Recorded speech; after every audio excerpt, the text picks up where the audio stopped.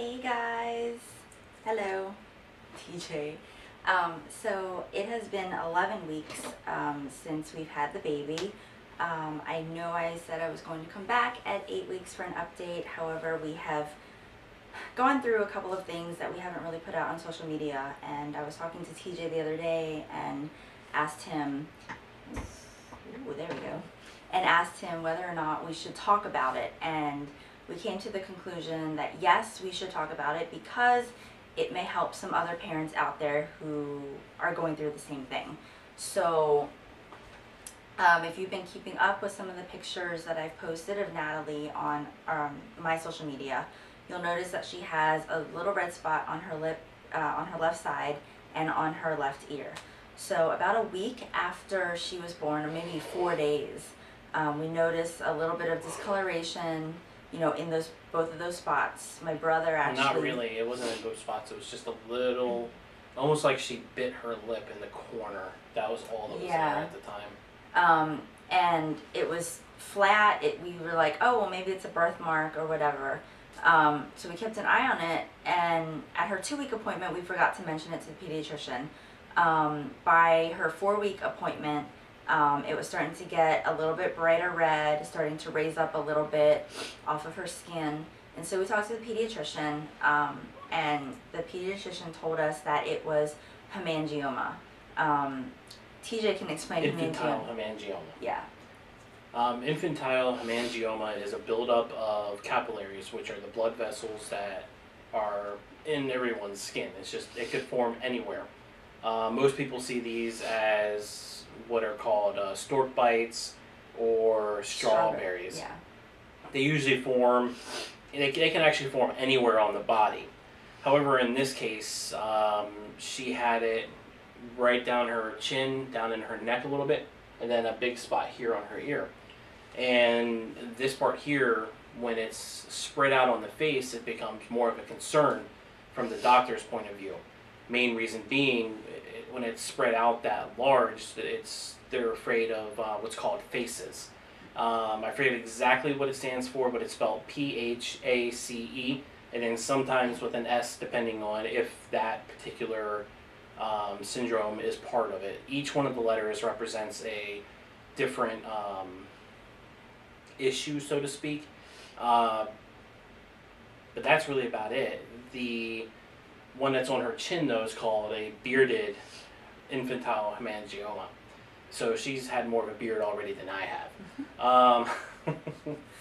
So going through some of the research, doctor's appointments. Well, rewind a little bit. Yeah, we'll rewind a little bit. So at her 4-week appointment, our pediatrician said, okay, you know, there are several ways that we can treat this, you know, steroids, laser, and we're all like, just, no, TJ was not at this appointment. My mom was, and so we had to kind of inform TJ after we got home.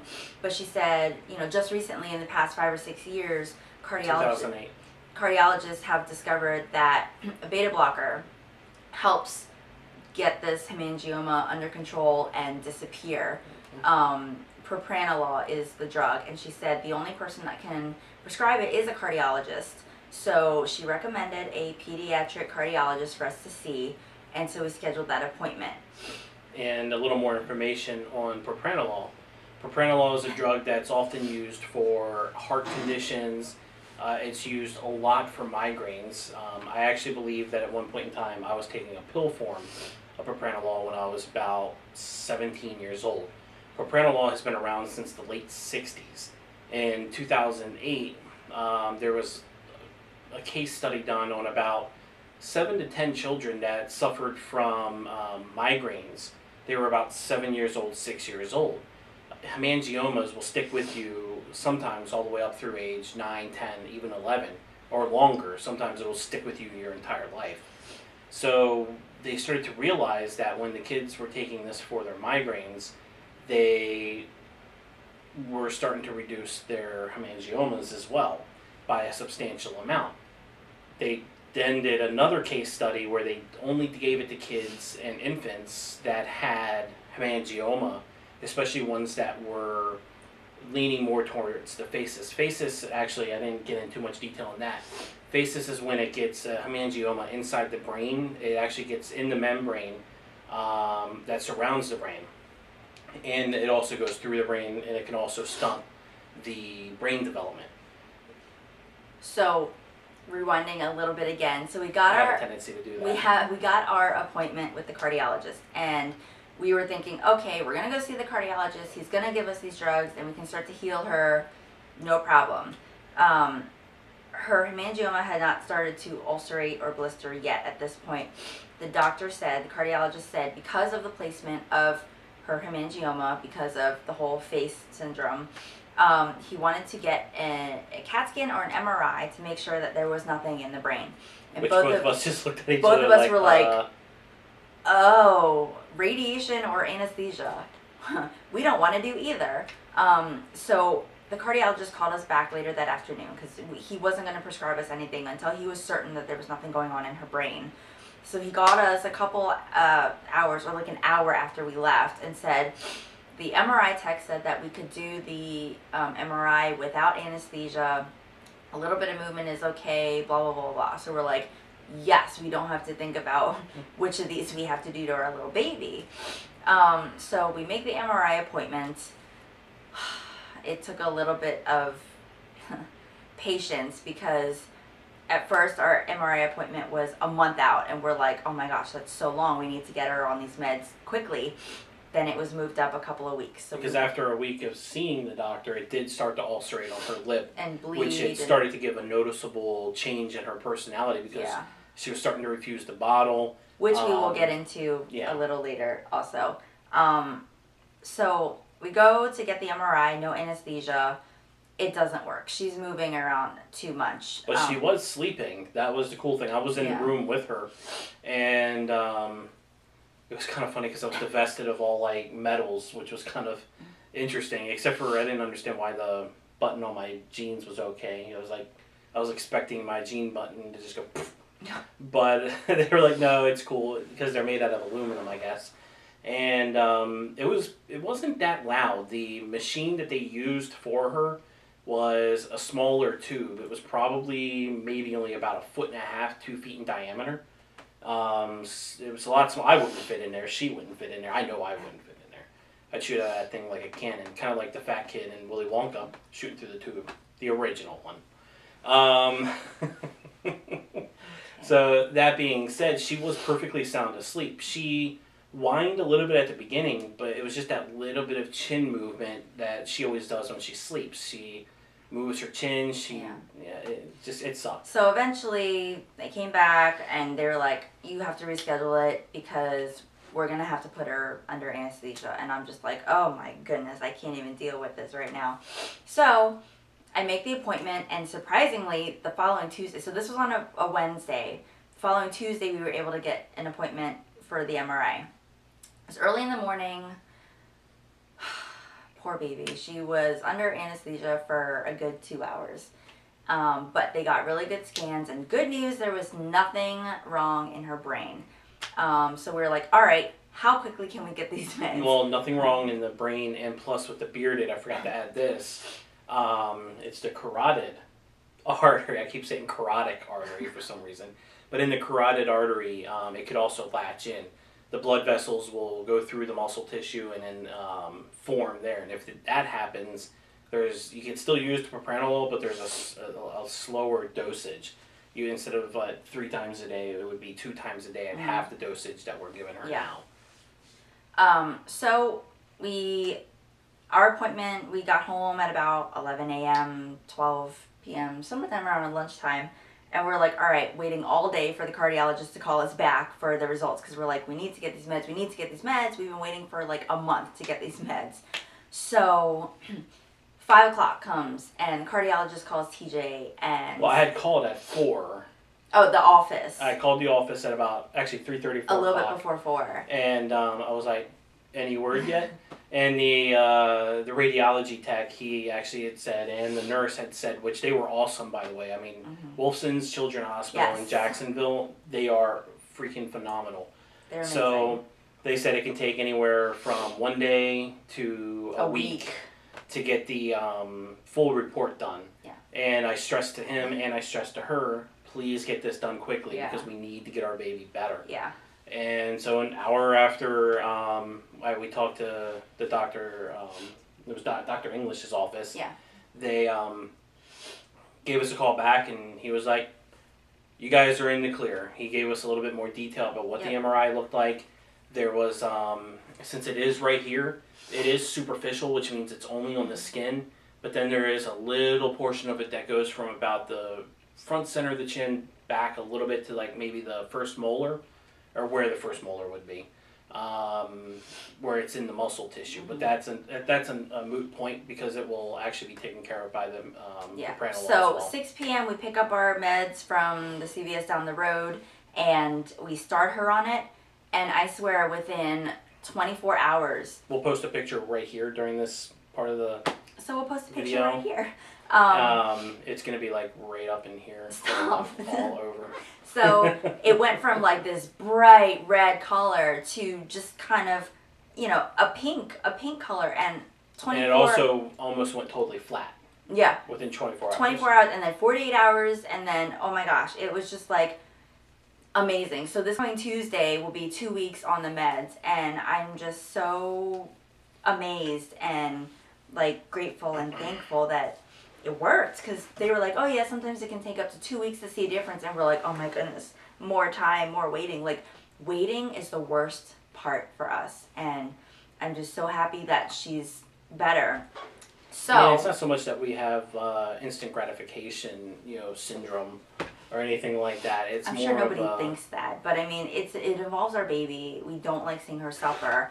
So now it comes to the feeding. Her lip, when it was blistering and bleeding, it was affecting her feeding. So we actually have the bottles. So we were originally using these Playtex Nurser bottles, which I love because it has the little plastic drop-ins.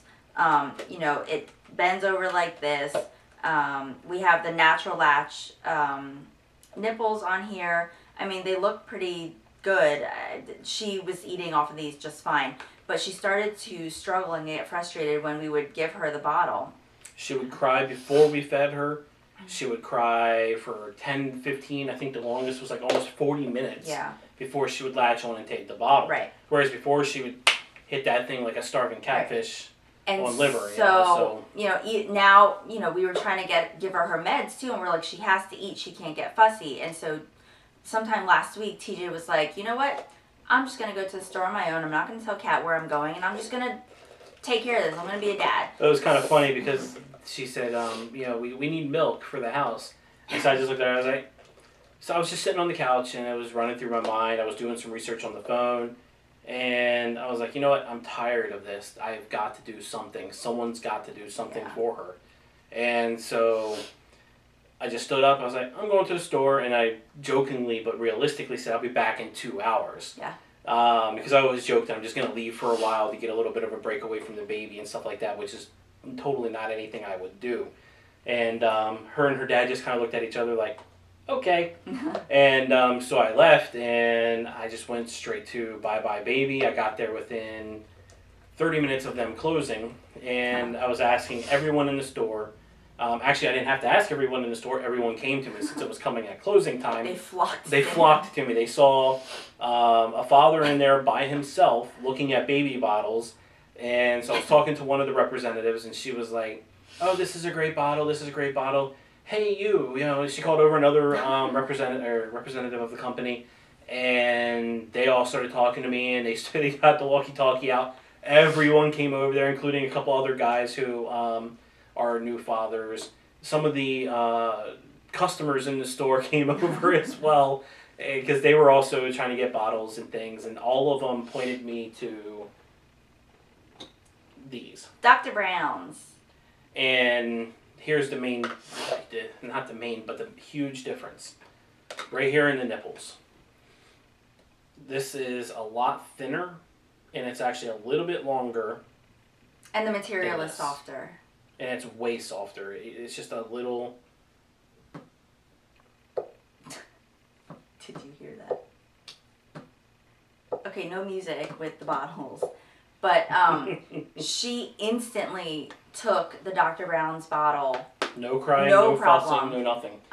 And the logic behind it, in my mind, was they said either the wide neck Dr. Brown's or the normal ones would work really well for just the colic. And we have both the glass bottles and the plastic bottles, and she has no problem with either. And you know, since she is colicky and she has a little bit of reflux, these are, you know, bottles that are used for that. But I got the thinner nipple because it'll be away from her lip where she can be fed on one side. Yeah. And one thing I noticed is she's not going all out like this to get around the nipple. She's actually puckering it up and then pulling it in. It doesn't stretch her mouth out as much either, which helps her lip to heal quicker.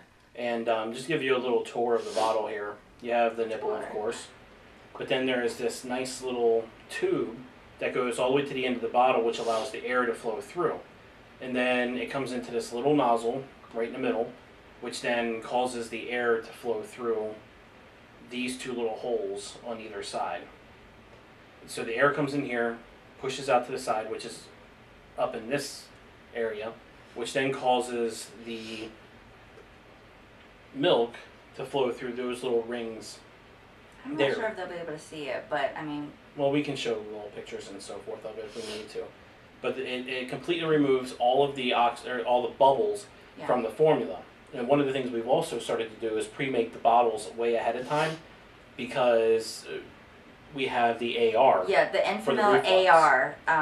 Which is added rice, which makes it heavier. I think we may have talked about this a couple weeks ago, I'm not sure, but the pediatrician recommended this to us. She's eating 8 ounces every 3 to 5 hours. She's already 15 pounds, by the way, big baby.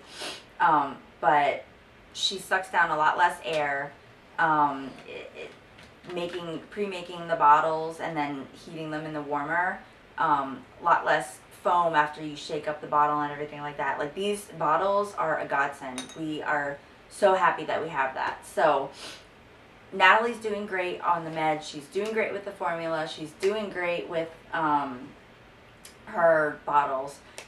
She has, you know, as you were saying earlier, where it got from the dark, it was like a dark purple red. Yeah. And it was very raised up. The next day it was a lighter pink. The second day it started to scale over and dry out. And to this day it's still scaling over and drying out. But now we're starting to see lines of her normal skin color coming through it. Yeah, it's and big amazing. Patches in the middle of it where you can just tell this thing is just dying out. Thank God. And then around her ear, it's not on this little flappy part of your ear anymore. The color has come back here, and it's just a little spot now. Yeah, it's so amazing. So that brings us into our next segment, if you will, about some of the products. We need to do some fancy transition right here. Ooh. I don't even know how to start this. Our camera sucks. We left out a memory. So again, we're going to start talking about some of the products that I've been loving and loving for Natalie that really do work and that I really do recommend. So the first product that I want to talk about is this. It is Magic Lotion, the Mederma Stretch Marks Therapy. I started using this while I was pregnant, before I got stretch marks, and then after I started to get the stretch marks, and then after I had the baby, the little pouch, when they're shrinking down your stomach, it looks like a really disgusting reason. I've been using this right after the shower, and then like twice a day, basically. You rub it on, and it's been doing a wonderful job of shrinking down the stretch marks, the size of it and the color. It's a little expensive, but I do recommend it because it does work. I don't use the cocoa butter. It's great. The next thing that I want to talk about is something that was recommended to me by Rachel of Glow of Grace. She loved it, and I do love it too. It's the Bella Fit girdle. I got the same one that she did, that zips on the side. They do recommend that you wear these like right after you give birth, but because of how big I was and to how much, you know, they shrunk down my stomach, to the 3rd-degree lacerations, I couldn't wear this or start wearing this until about 2 weeks after I had Natalie. The first time I had to put this on, I needed help from him. I was laying flat on the bed, just, you know, like this, and he had to really I had to use pull. my foot to hold some parts Yeah, of it because here it's got the clasps and the zipper, but I swear within like a day or even 2 days, there was a significant difference. So bell fit girdle, side zip, I love it. It works. It does. For Natalie's products, the next couple of things, the brand, I don't even know how you say it, Aiden and an I, Aiden and an A and A. Just call it A and A. They've got this really breathable muslin fabric. These are the swaddle blankets. This is the Goodnight Owl one, the mint green owl design. These swaddle blankets are good for everything from swaddling to like the burp claws and things like that. I throw it over my shoulder like this. It covers my entire front because she's a big drooly mess, and it protects, you know, all of my clothes. When I'm wearing a tank top, sometimes what I'll do is I'll take this end and I'll like scoot it underneath of my strap so that it stays secure. You can actually work it like this too, just tuck it in. Yeah, tuck it into your shirt like this so it stays secure, and you have like, it doesn't shift, it doesn't move, it stays right where you need it to be. And it's a cool cape or scarf. Right, and I also sometimes have another burp cloth towel on here. In terms of bibs and burp cloths, so this is one of their burpy bibs, the same brand, Aiden and I. It doubles as a burp cloth, bib burp cloth. Sometimes I'll put it over my shoulder as like double protection. This is another owl design, it's really cute.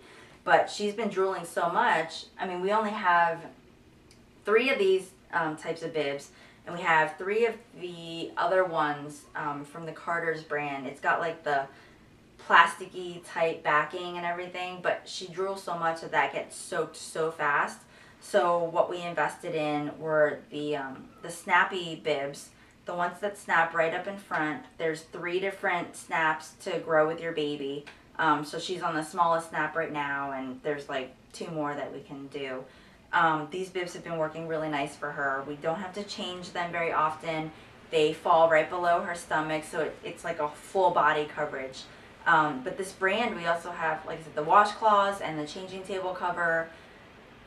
The fabric is just amazing for baby. It's soft, it's not rough, and especially with her hemangioma, it kind of protects, you know, her face too from getting too scruffed up. Scratch on it and stuff like that. Another thing that we use are the Gerber burp cloths, Gerber diapers burp cloths. Those aren't it. Those are the thinner ones. But the Gerber ones have a thicker middle. It's softer. It's more absorbent. You know, things like that. It's great. So. Are those them? Yeah, those are them. Okay. Those are they. These are the ones. I mean, they look just like your normal diaper burp cloths, but this center part is a little thicker and it's softer. I mean, that makes a difference to me for my baby's face, you know. But they come in packs of 10. We get them at Walmart. It's like $13 for a pack of 10, and it can double as a diaper. And it can double as a diaper, although we have not opted for the cloth diaper thing. The last product that I want to talk about is the Solly Baby Wrap. Now, I haven't been able to wear Natalie that often because I've gone back to work and we haven't really taken her out into public that much. But Solly Baby has come out with their spring colors again, and mint. I've been yearning for this for so long, and they got it back in stock, and I snatched it up because I think they may be sold out now. Yeah, she sent me a message at work. I need this. Mint everything. But I like the Solly Baby Wrap as opposed to another brand like Moby because their fabric is thinner, it's more breathable, it's really lightweight. I mean, when you are even just holding your baby, it sometimes can get a little hot. You know, I just love it. It's so great. And of course, mint color, mint everything. It's amazing. I mean, maybe even TJ will start using these Solly Baby Wraps. I don't know. One thing I did want to show you, which I haven't actually done, is if you guys remember how big my belly was before, I don't think I've actually shown you where my stomach is right now. Sure. Yeah, I don't think I have. In any of the videos, I'm just sitting down. But here we go. 11 weeks after, pull my shorts down, this is what it looks like. Actually, it kind of looks bigger on here. But, you know, pounds. I've lost about 40 pounds. I was 163, 164, you know, at full term, and I'm back down to about 125. So that's not terrible. I still have a little bit more weight to lose, but this isn't bad. You know, I still don't fit into my pre-pregnancy jeans. Ow, I hit my elbow on the chair. I still don't fit into my pre-pregnancy jeans, so I've been still wearing my maternity stuff. Maternity clothes I got from Pink Blush Maternity, love them too. I've also bought stuff from the regular Pink Blush store, which is amazing. So those are basically all of the things that we've been loving lately, things that we would highly recommend. You know, we've had to go and exchange a bunch of things and return a bunch of things because you really never know, so always save your receipts. Anyway, we are basically done with our update, but we did want to record this video for you guys because, mainly because of the hemangioma. Not a lot of people may know about it, or not a lot of people may know about the different types of treatments for it, and I am so grateful that our pediatrician knew exactly what it was. She knew exactly who to refer us to. The cardiologist knew exactly what to do to, you know, get her the treatments that she needed. Yep. I mean, I don't know what we would be doing if our doctors weren't so knowledgeable. I mean, and I'm sure that, you know, maybe you have a baby or a child that has hemangioma. Maybe you know somebody who has a child that has hemangioma or an infant. And we encourage you to ask us questions. Because we are now experts at this. We feel like experts at this. No, we are freaking experts now. I mean, I can pretty much tell you everything that's going. Yeah. Or could happen. But definitely feel free to, number one, subscribe to us, because we have Nat Chat going on recently, and we will continue to update. You know, we'll leave pictures of her updates and everything like that, but we want you to ask us questions. We want you to, you know, share this video with somebody you know that has a child that has hemangioma. Again, I'm so grateful for the doctors that we've had because of the information that they've given us, and now she's on the treatment and doing so well. I don't know what we would be doing without them. It's amazing. Yeah, they did a good job. Shout outs to our doctors. Go ahead. So our pediatricians, we are with Baptist Pediatrics. Dr. Adkins was the one who told us it was hemangioma, and Dr. Brennis lately, who we've seen, that's also given us really good recommendations. And then our cardiologist, Dr. English, who's with the North Florida Cardiology. Who also specializes in specifically hemangioma as well. And also, one of the cool things about him is, was it about a week or 5 days after we had started? That weekend. Yeah, it was that weekend. He gave us a call randomly. Hey, I'm just calling to check to see how everything I was was going. thinking about her over the weekend, and I just wanted to make sure that everything was okay. Yeah, like, hello. So, I mean, that's here amazing. you have a cardiologist giving you all a call back. I mean, out of all the patients he sees in a day, let alone a week, it was pretty cool. And then our ENT doctor, Dr. Roy, he's been amazing. Dr. Roy. He's been amazing with Natalie too. So, I mean, it's amazing. So definitely leave us comments with questions. Share this video with somebody you know who has a baby or a child with hemangioma. Maybe some of this information will help. Maybe, you know, they can take this information to their doctors and say, hey, maybe we can look into this, because I don't think it can be like too late. You know what I mean? You can always get checked out if you are concerned about spots, if they're close to their face or whatever, or even if, you know, there's a spot somewhere, I don't know. Yeah, another spot you want to be concerned about is anywhere near any of the genitalia or the butt area. Yeah. Because that can cause a lot of problems too with, you know, diaper rash, infection, and it's tough in either spot. Yeah.